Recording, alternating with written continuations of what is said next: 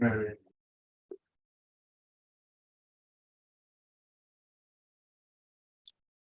Give me one moment trying to get YouTube set up.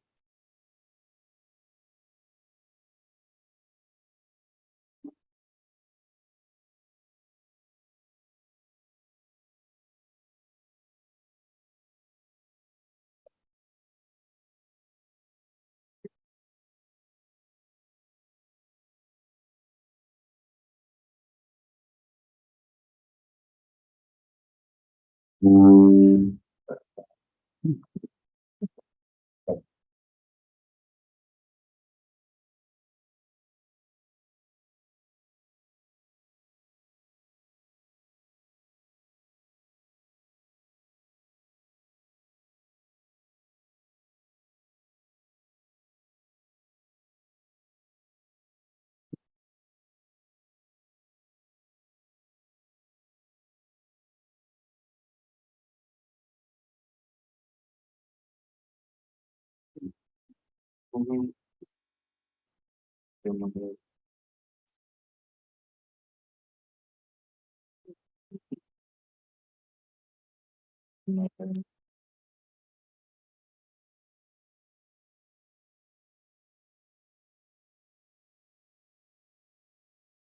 Yeah. Oh,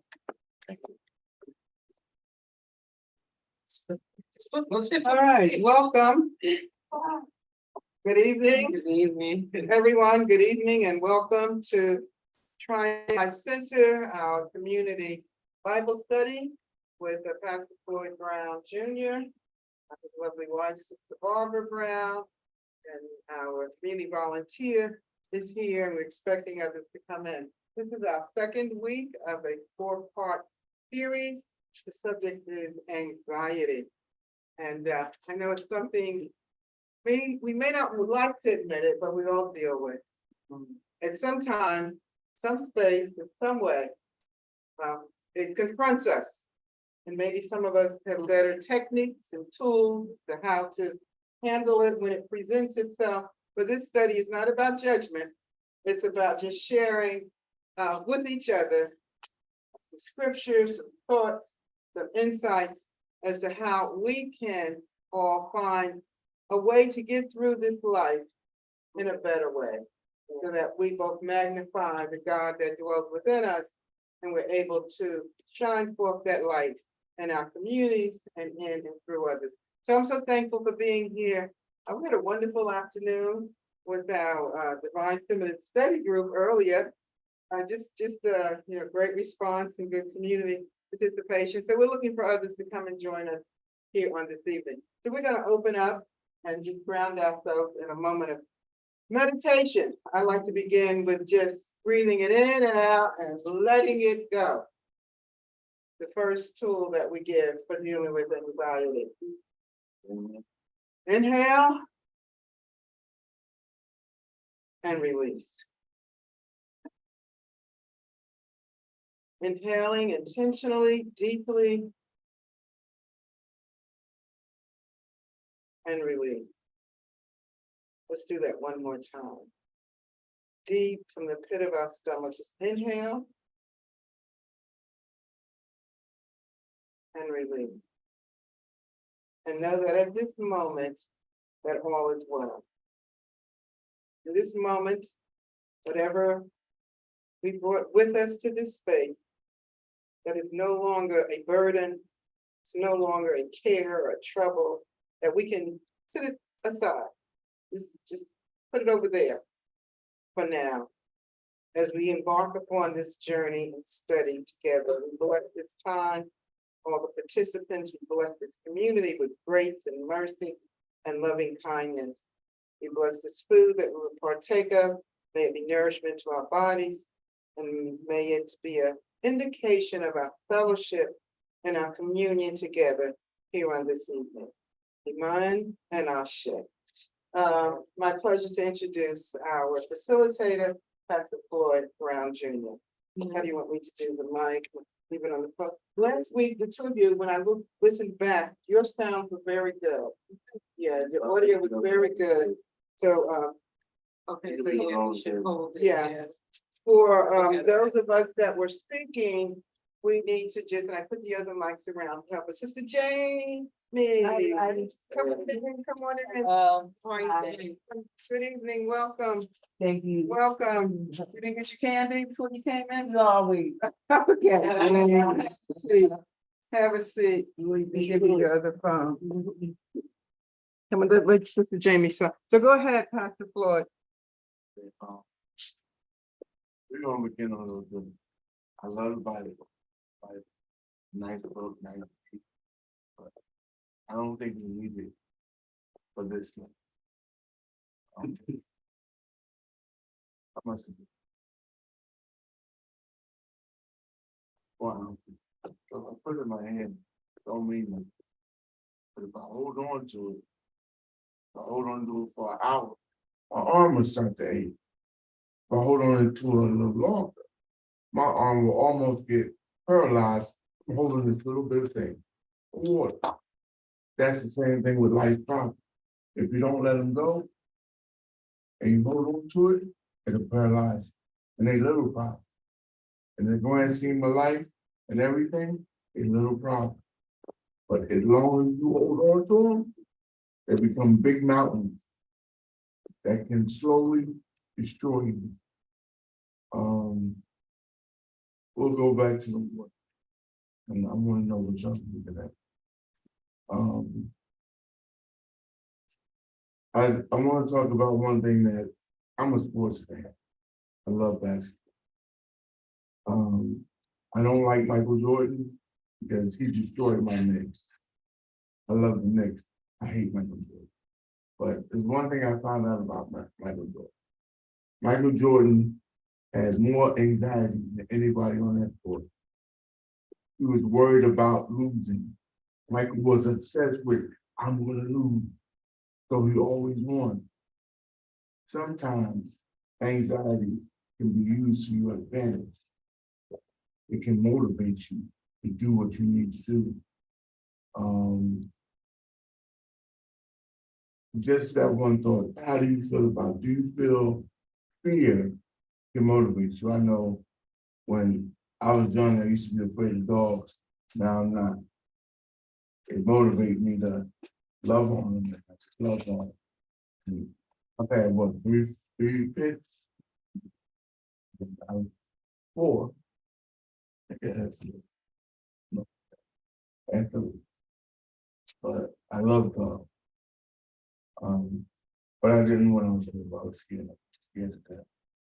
Me and my sister got chased by two Dobermans. I thought my world was gonna come to an end. And I was mad at my sister because I was told not to run and she ran first. So I had to.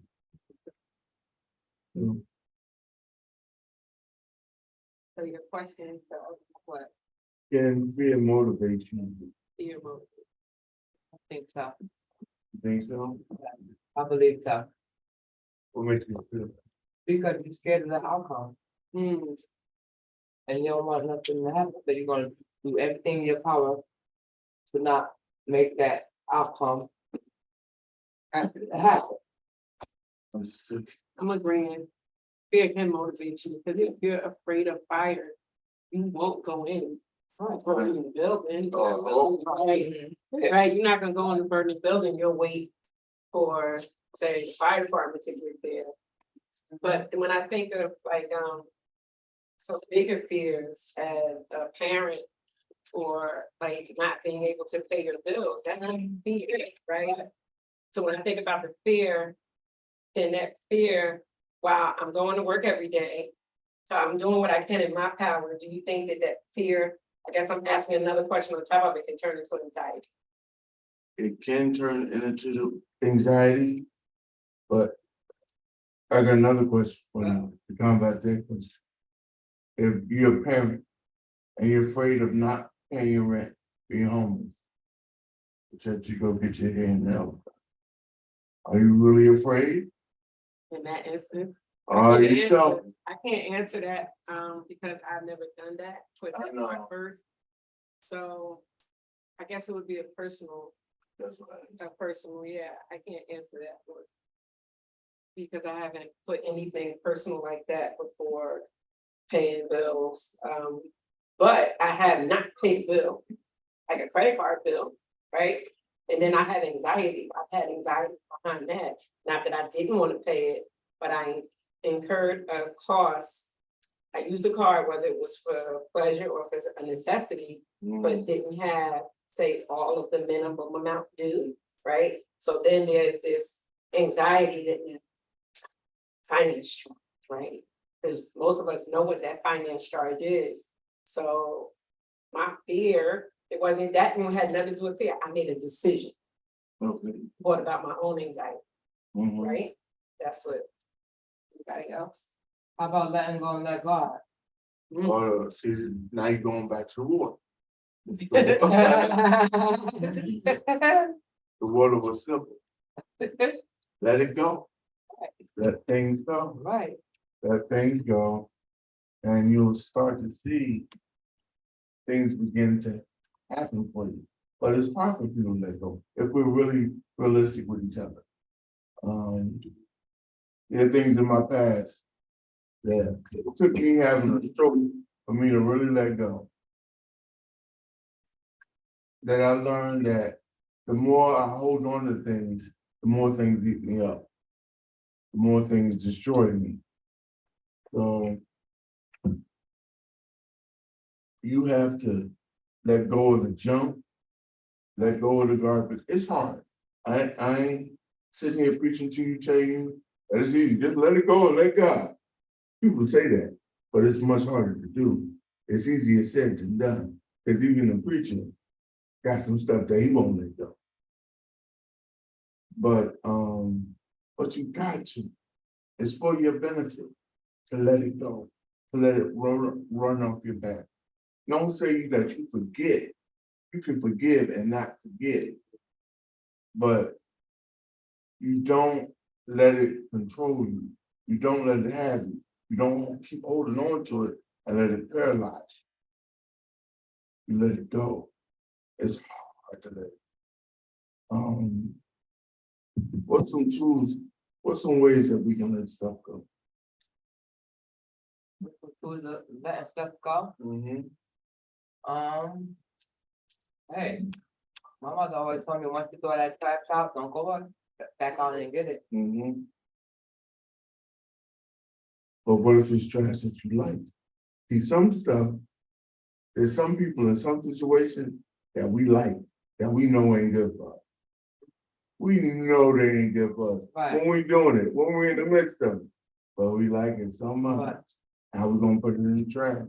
And every time we throw it away, we go back forward and touch it again. So why? So why? We like it, we enjoy it. That's honest. The fair change. There you go. We want it. Want it, We want it. need it. We don't need it, we want it. Uh-huh.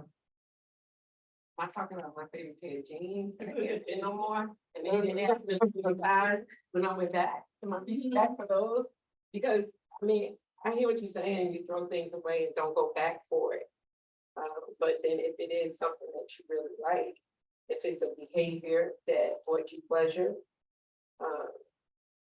I think that you need help. Mm-hmm. You need help for something. Some things you just can't, it depends on, again, what it is and who you are, what you're dealing with, but some things you do need help in letting them go. For me, one of the things I didn't really know I needed until I went through the process was therapy, right? I didn't know that going to therapy, the same things that I wrote in my journal about, that I talked to God about, that I talked to some other people, it wasn't until another therapist said, you know what, we're family and I can't help you with that, but you do need to talk this through. So that's when I was able to let some things go after realizing that I needed some help. Somebody had to speak that into me. Somebody had to deposit a seed in me. So I think it's like sometimes trust me, but with that. Maybe you're like me. For years, I can say it. I was a closed book. I love it. Don't mumble, grab me. What was I saying? That was my inside. I just love clothes. You can tell me I had everything polo, True Religion jeans by the stack. And I had a stroke and I couldn't wear this stuff anymore. But I held on to a couple of pieces and I still holding on to them. I look at my closet every day. I know my wife is about ready to kill me. But it is hard to let go of some things in your life. I can be honest. I tell you, I have not figured it out completely. I've let some stuff go, some emotional stuff, some family hurt, all that other stuff, but it's hard to let little stuff go. And that's the thing I think that hinders us. I mean, it's not like I'm gonna wear it to the ball tomorrow. And when I get better and I can wear them, they're not gonna be in style anyway. So why don't I just give them away? So, but it's still hard. If you ask me to part with them now, I'll be like, well, maybe in a couple of months. No, it's over. And it's hard to say it's over when it's over. You ever been in a bad relationship and it's over? And you don't, the person knows it's over, but you don't know it's over. And you keep holding on to that person. You keep holding, come. And that person is steady trying to back up, moonwalk on you, get out of there. And you keep holding on to what was. You gotta, it's hard in your life, but you got to let go of the junk. Sometimes it ain't all junk to you. What some people call junk. Might be a lucky Exactly. But if it ain't doing you no good, I remember an old lady in this church used to tell a story about how she quit cigarettes. She said, I put the cigarettes on my mantelpiece. And I said, Lord, when they turn to food, something I can eat and digest, that's when I'll take them up. And she didn't smoke no more.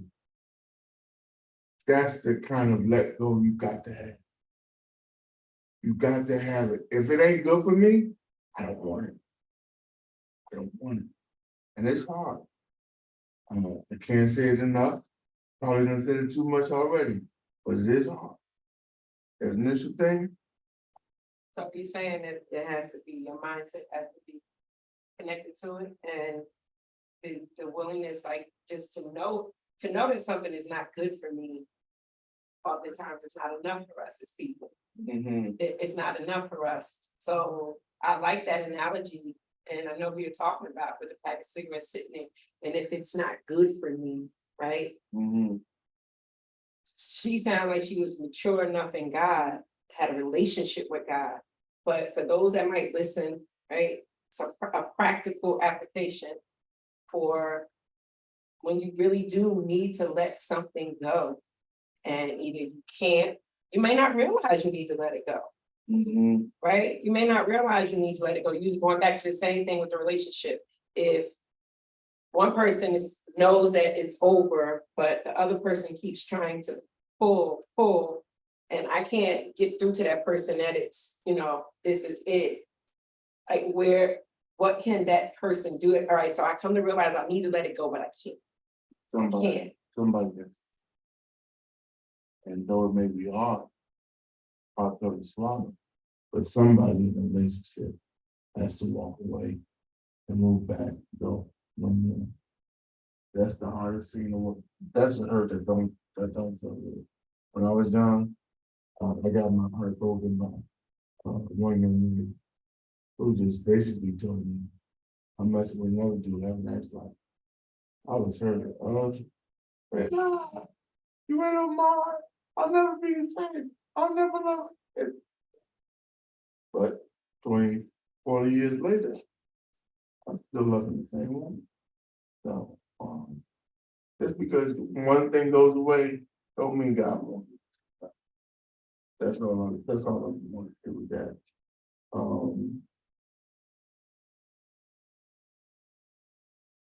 Anxiety in this country, we talked about it a little bit last week.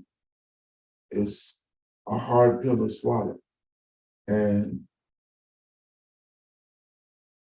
I think I could be wrong, but the generation before me and the generation before them, they went through anxiety just like me, but they had a different way of dealing with it. I'm gonna say something and it could be perceived wrong, but this is just my thought. Sometimes religion can mask the hurt that's going on inside. And what do I mean by that? I mean, we shout hallelujah, we do all this stuff, and it's not that we're praising God, it's that we're putting on a mask, and we don't want nobody to see us. And we're still dealing with those. And I found that the generation before me, some of them was old and bitter. And until I began to look at myself, I understood them a little more. Because imagine having to live your whole life in a state of a mask, your whole life, not a couple of years, not 1 or 2 years, your whole life. See, if people die, people go away, and you realize in your later years that you've been doing this. What else you gonna do? But keep the mask on and keep going. So we always, I heard young people say it a lot, this old generation, this and that, and I heard one guy say it today, it was so beautiful. There's this TikTok going around with Bobby Jones at BET Awards. And the young lady is dancing very provocatively. And Bobby Jones is laughing. And they're like, well, how can this be an abomination? Bobby Jones should be ashamed of himself. No, we should be ashamed of ourselves because we let our children come up and think that this was all right.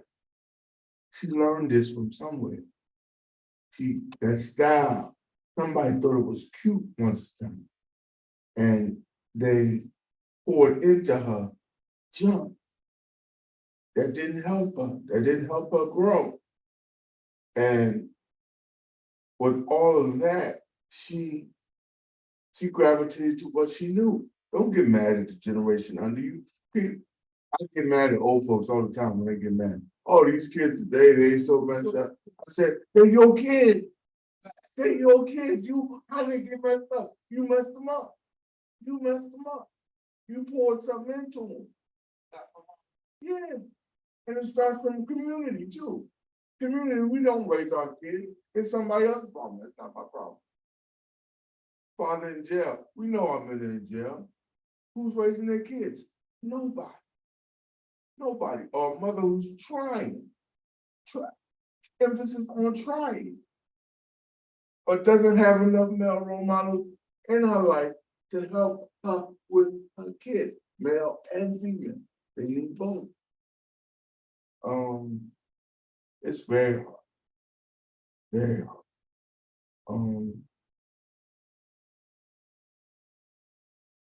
I was thinking about the girl, right, the young lady. So do you think that she experiences any anxiety behind what was said about her?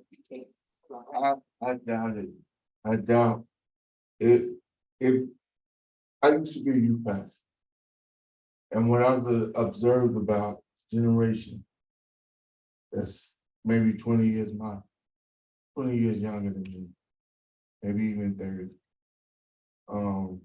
is that because of what they've been brought up in, because of the parent not caring like they should, the parent was more focused on how much money I can get or what can I get, or I like the way this gentleman said, can I be my child's friend? It was too busy trying to be the child's friend instead of being a parent. So the child, like you said, the young lady, Does she feel the same way about it? No, she don't, cause she thinks this is normal. She thinks this is normal. She's looking for her elders to be her friends. She ain't looking for a elder to tell her you're doing wrong and something like. They never heard that. So when they 20, they reject it. By that time, by that age, they reject it. You can't be mad at them. You can't be mad at them at all. But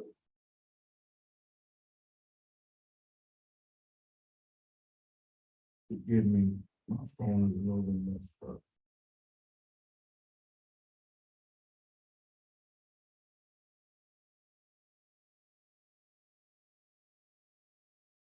The Barnacle. If you don't know what the Barnacle is, they do surveys on religion. And this is a young people survey in a church. Question to be successful, 56%. Need to be perfect, 42%.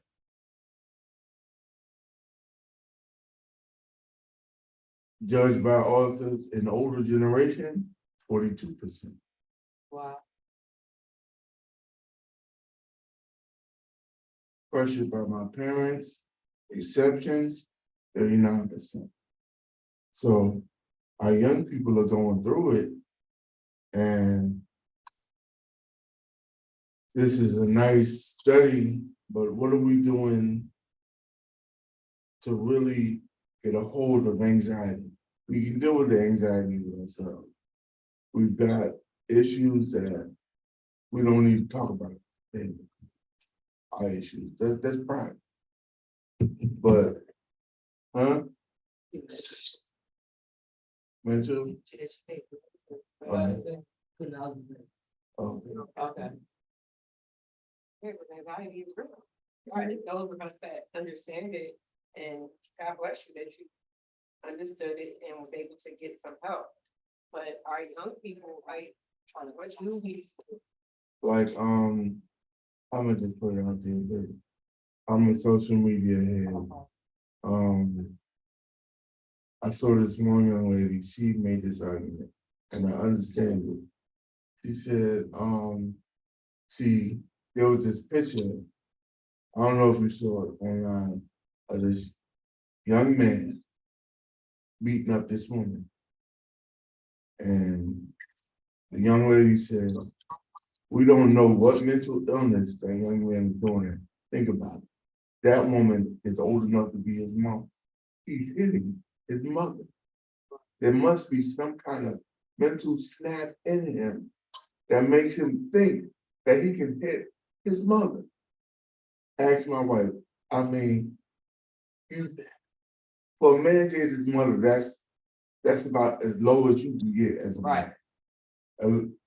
The woman that you came out of, anybody that looks like or resembles the same age, you don't mess with him. But yet he was beating the crap out of him. And we're gonna lock him up and throw away the key, but we're not going to delve into what mentally made him snap. What made him go crazy enough in a Chinese restaurant to beat up another grown woman? And all somebody else did was take a picture and try to break it up with their phone. I love that. So, but mental illness is real, anxiety is real, depression is real. And you may not deal with it like this system where you gotta take medication, but you believe me, you're gonna deal with it. You're gonna deal with everybody in your life, you're gonna deal with it.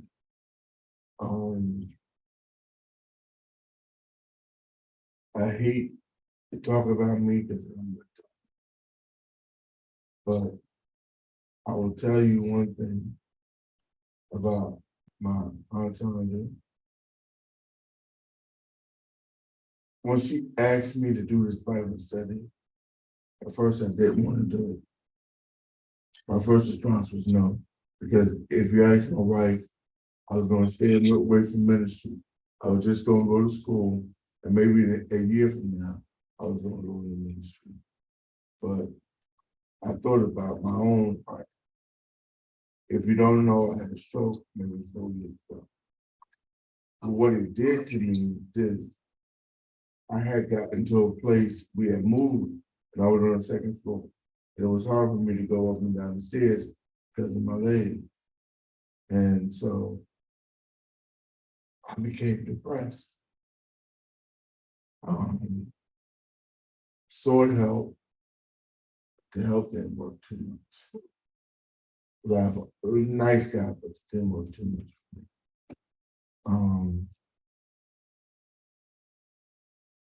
There was a lot of pain and a lot of heartache.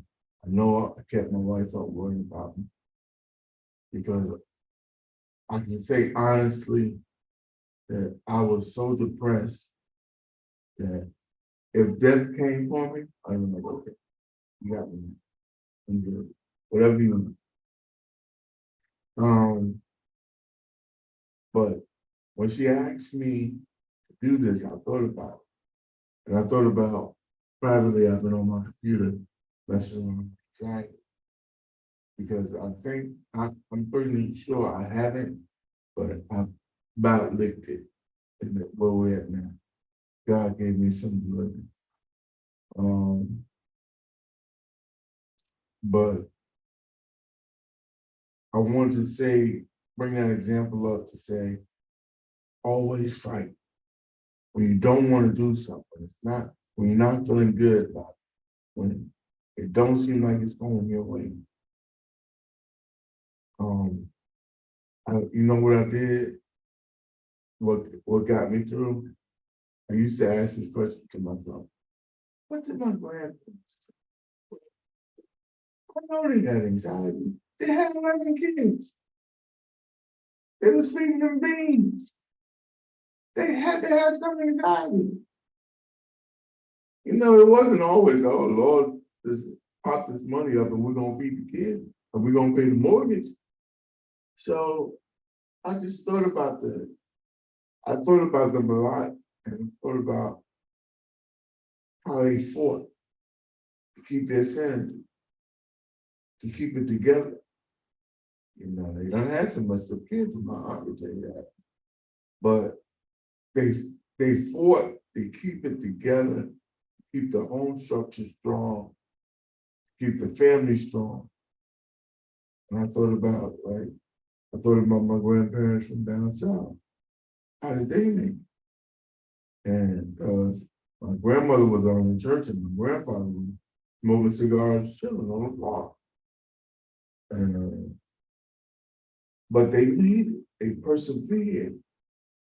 They persevered when it was hard and struggle.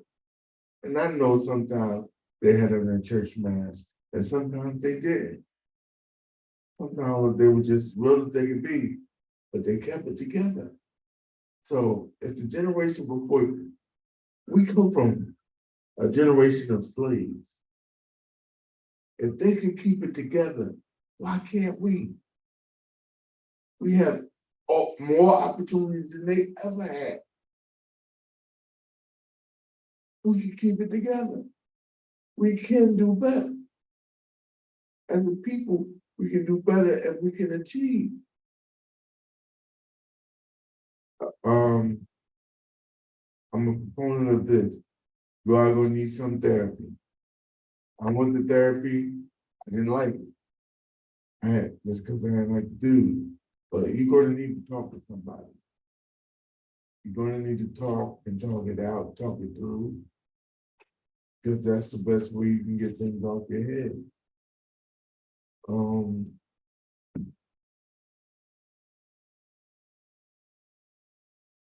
Please forgive me, I left my iPad at home. Put my thoughts on it. Yeah. I'm graduated. Yeah.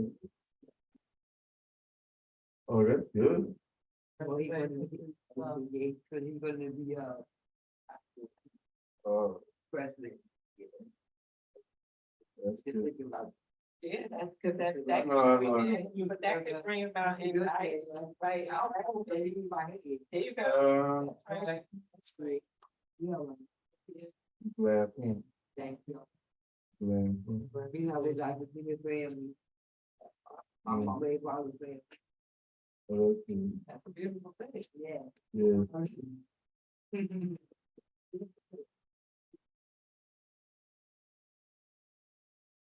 Question.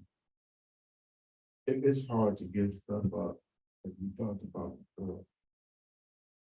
I'm still asking this question. How do we give it up?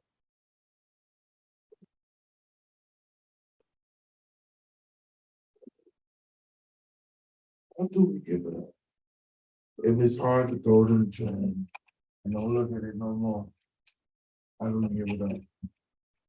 If it's hard to put the, when I was 16 years old, I probably was drinking. I remember, maybe I'm not a big yet. At 16, I used to drink Cisco and St. Ives together. I used to drink some of the St. Ives and then pour it to the rest of Cisco. People used to come in over my house for a good time. But I remember how I went to go. A friend of mine told my aunt, which made me mad. Rap told me that I was drinking like a fish. And it's because of my ancestors who put a relationship with God in me since I was young. I said, Lord, let me walk by this liquor store and not go in. Because when I was 16, you can tell me nothing. When I was 16, I get whatever I wanted from the liquor store. So I was like, Lord, just let me go in. Because the liquor store was the corner of my house, so I had to go by it. I had to go home. So I said to myself, Lord, let me just get by this shop. And I ain't gonna lie to you, I drink, but I drink more socially now. No better. Yeah, I'm social. Yeah. I don't see how the way I got drunk when I was 16, I could never do that again. Never ever. Never ever. But it was God who took that, and I don't want to sound religious, took that taste out of my mouth. I said, Lord, I don't want to do it. But see, that was the decision I made. I didn't want to do it no more. That's the decision we all have to make. What you notice is killing you and destroying you, you got to decide for yourself, I ain't gonna do it. I ain't gonna do it no more. I ain't gonna. And it's gotta be you. It can't be nobody doing it for you. Can't be no outside. So I'm gonna do it for my kid. I'm gonna do it for this. I'm gonna do it. You can't do it for nobody. You gotta do it for you. I believe you do have to do it for you. And I respect what you're saying about having God in your life. But speaking from a place where I was not raised in the church, and right now you can't, I mean, I have a strong relationship with God. I'm sure of my relationship with God. But I can remember sometimes watching my own mom go through and knowing that she wanted to be free of her addiction, but could not be. And just thinking back and looking at patterns when she made up her mind for whatever reason that she didn't want to get high no more. And then she went to rehab, right? And one time there was community rehab right in the church, 2 houses down from us. She stopped, she was doing well.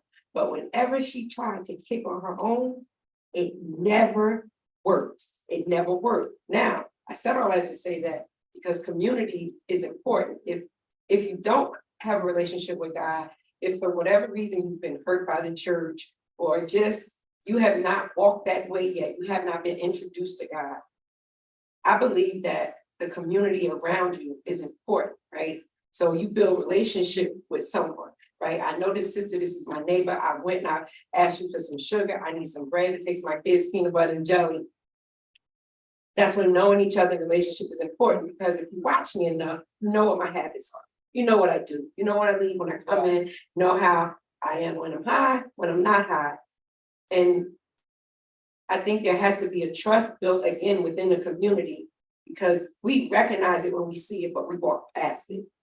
For fear, feeling like I can't do anything, especially knowing what it takes to help someone that is in a situation like that. So not because you don't want to help, but you just don't feel like you can help.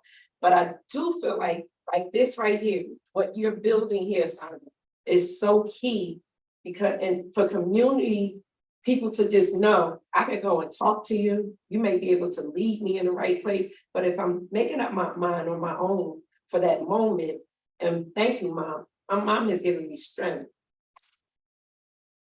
Because it's not that the people don't want to, right? I've had addictions, but not as heavy as that. It's not a not wanting to. My mother wrote to me in a letter when I asked her some personal questions. When you get high, you think about not getting. You think about not getting high anymore. And then guess what? You get high again. Because the same problems you had when you got high are still there when you come down from it. So again, I think it's important. I've seen her go through it. My mom is not here now. My mom has died, she's gone now, but the examples, the life she led openly in front of me have helped me, and maybe I can help somebody else, because you need community. Somebody needs to know what's going on with you.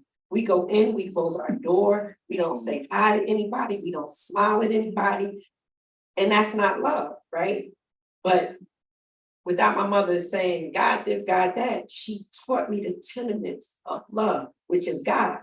So I think for those, and Sandra, you can chime in, Pastor, you can chime in, anyone can chime in, that if someone does not know God, being connected in a community matters. Oh, yeah, It That matters. is- Thank you. that is good.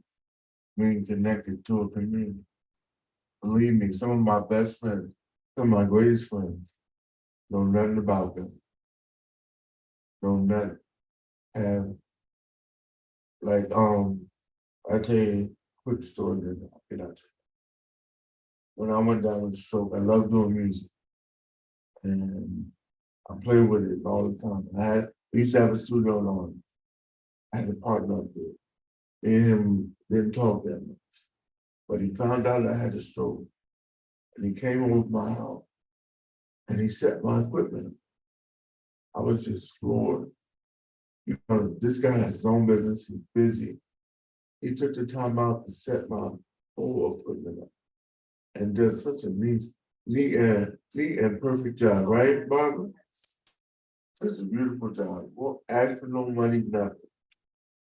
And I can attest that to what I've done with people, but no. It was community. We always was good to each other. Even when we had the studio together, I would check on him at night, he would check on me.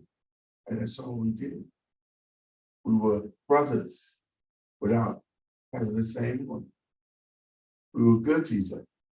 And that's the foundation of this whole world. With no community, you can't do nothing. You can't. Yeah. You can't.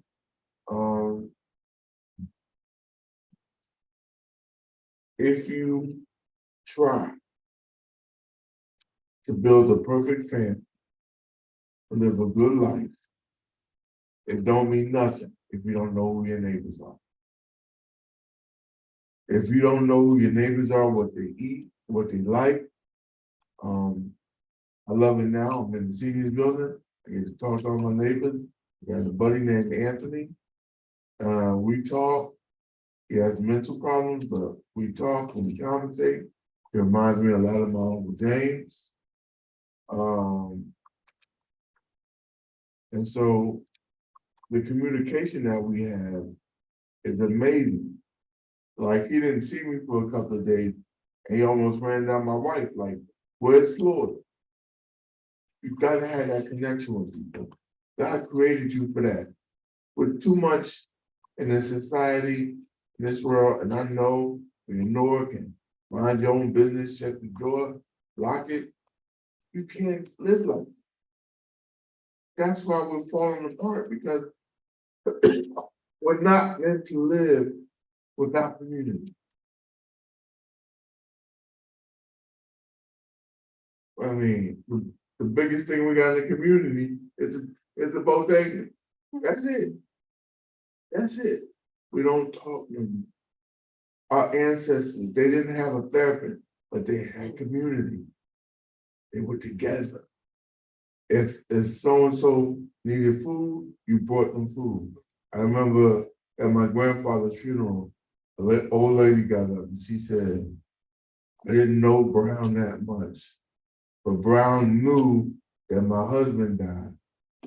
So Brown used to deliver milk. He would bring the milk to her for free and leave it there because her husband died. And she had no way to get anything. That's community.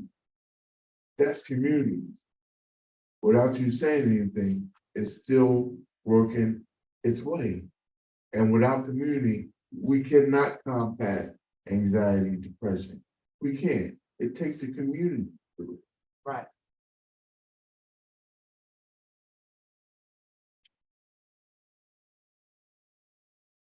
Yeah, raise the community. Takes a village. That's why our children are messed up, because they have one parent, and that's it. Parents, young kids kill me. I'm nobody's gonna chastise my child. I'm gonna chastise my child only. Okay. See how that goes. I can see you say nobody give me a child, but can't nobody chastise your child. We got a problem. Right there. Okay. Where you started? Hey, there, we can wait for my husband to come back because people been stealing stuff out the yard. Okay, that. Okay, sign in. We need to come. Yeah. No, I thank you, for just opening the conversation up the way that you did, and for everybody sharing. I just appreciate the idea of community that, you're talking about. In my message Sunday, I talked about community, and I ditto, that we are, or we become our best in community. We can become our best or our worst, because on some level, we're gonna be attached to someone or somebody. Because a part of our basic human need is belonging. And we're gonna belong to a healthy community that is supporting us and bringing us up, or we're gonna belong to a community that's dysfunctional and allowing us to become our worst self rather than our best self. So the challenge is becoming a part of a community that's lifting you. It's breathing life into you, not sucking the oxygen out of you. Right. Which often is where we find ourselves attached to. Barbara, I also want to just thank you for sharing, and it was so touching about your mom, who I knew, and she was a beautiful woman. And I think what she did was, her example of struggle in front of you, in front of her family, was so powerful. That, she loved her family, but yet, like all of us, had challenges. But I think that the example we leave or give to our families or to community, that even when I have challenges, that you see me in the fight. You see me in the struggle. I may not win every battle, and I may be knocked down many times, but you see me in the fight. And I know you're there cheering me on. So that helps me to get back up and get back in the fight. Because I know even though I fall down, I may have lost that battle.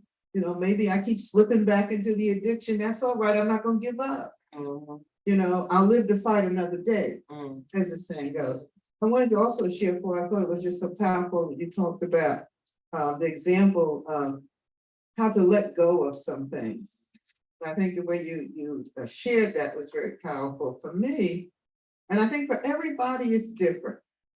And I think sometimes you want one template or one way. this is how it works for everyone. If you do A, B, and C, then you will get to where you need to be. And we're all different. We have our own fingerprint, our own eye, DNA, we are different. And so what works for me may not work for you. What worked for you may not work for me. All I can do is offer, this is how I did it. I think ultimately, we all have to find what works for us. Right. We have to strive for that. So for me, I smoked for many years. And how I was able to release and let go and throw that in the trash was I had been diagnosed with cancer and had 3 years of dealing with cancer, and I was still smoking. And I came home from the hospital in 1994, August. And I sat in the chair in my room. I had surgery and I couldn't even lie down because I had tubes coming out of me and I was still smoking. And I sat in my chair and the foolishness of my behavior was apparent to me, but I didn't know how I felt. I knew this was insane. You're killing yourself. You're still smoking and you have cancer.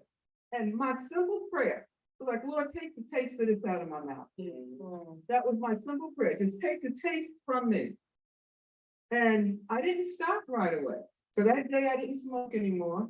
The next day I must have forgot about my prayer and I sent someone to the store to get me a pack of cigarettes.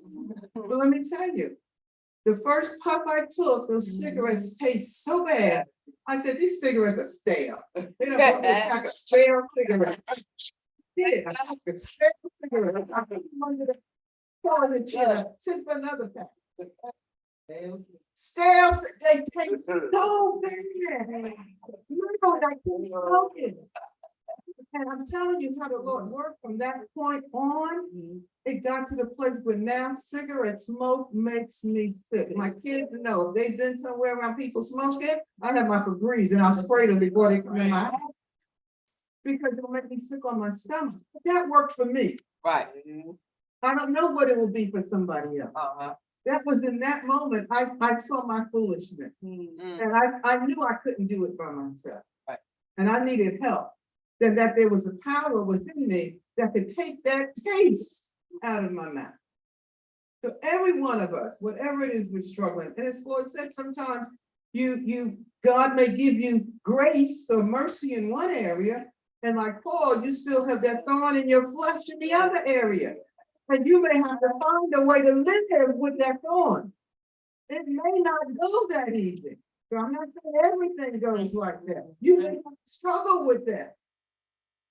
We don't know, but we all have our own cross to bear in this life. And I think our act of self-love and love for the community is to show in the community that I'm in this fight together. You see my weakness? I see your weakness. We will be there for each other. I'm not going to harm you. And if I can't help you, I'm not going to hurt you. But I'm there for you. If all I can do is just pray for you and wish you well, I'm going to do that because we are in this together and we rise or we fall together. I'm not me by myself. I'm me because of community, because of all of it. Thank you, sir. Thank you for just joining. This is Pastor Floyd. Hi,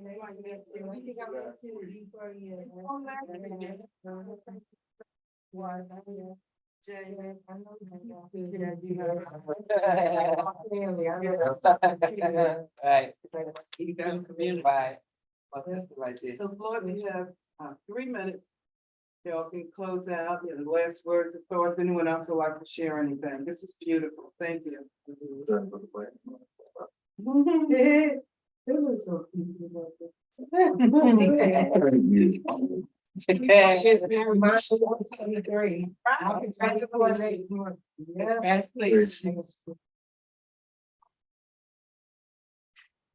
Thinking of what they're saying, trying to sum it up pretty good. Like I said in the beginning, it's hard to give up your vice. Very hard. I haven't given up mine yet. I'm still looking at the clothes in the closet. They're gonna stay for a little while. If my wife's gonna leave first. But whatever your vice is, all I can say to you is, I don't know how you lose it or how you don't. But I would tell you, don't let it control you. Don't let it have you. Don't let it call for you in the late night hour and you just got to go get it. You got to go get it. It's a feeling, it's a hunger inside. Don't let it become that. Because once it becomes that, it's hard to turn back. It's very hard. That's all I got to say. You can pray us out. Thank you, everyone. As we close, let me just thank our community for being here in this space. Those of you that are watching us by YouTube, thank you for catching us on the live stream. If you would, if you would hit the bell and subscribe to our channel, and then share the link. If you subscribe, then you'll get notifications when we're going live. Next week is the 4th of July. It's the holiday, so we're going to be closed. We will not be open on Tuesday for Bible study or Wednesday for Tai Chi, but we'll be back the following week. That's the 11th and then the 12th. We'll have our regular schedule. We will be here this Friday for our meditation and our bag lunch. And I'm still trying to put together for the community our open house and volunteer recruitment day. So I'll see if it shapes up for this Friday. I'll let everybody know. You can check our social media platform and our website. Not this Saturday, it'll be the following. But thank you all. We love you. We'll see you this Friday and we'll see you back in 2 weeks. Pastor Floyd or Sister Brown, if you would like to close us out. We'll close us out in prayer. I would like to start just by thanking everybody. This is a comfortable space. I'm very full. My plan when I came here tonight was to sit to the side because I am very tired. Just tired. School year ended and I went right into my summer job. I'm tired, but God, I endure for God. Yeah. First and last. So Lord, I thank you. I thank you, God, for every heart, mind, spirit, emotion that's available sitting right here, God. We all open ourselves up to you for growth, God, and that we may be stronger so that we may put this strength out in the community, God. And that's my prayer as we close, God, that you continue to show us what it is you would have us do in this community right here in the South Border, Lord. We thank you and we love you. Amen. Amen. Okay. Have a good week, everyone. Stay. What's wrong? Yeah, we're going here. No, it's sure. I got a biblical question to ask you. Sure. I'm not having a personal debate. Mm-hmm. Let me just be honest with you.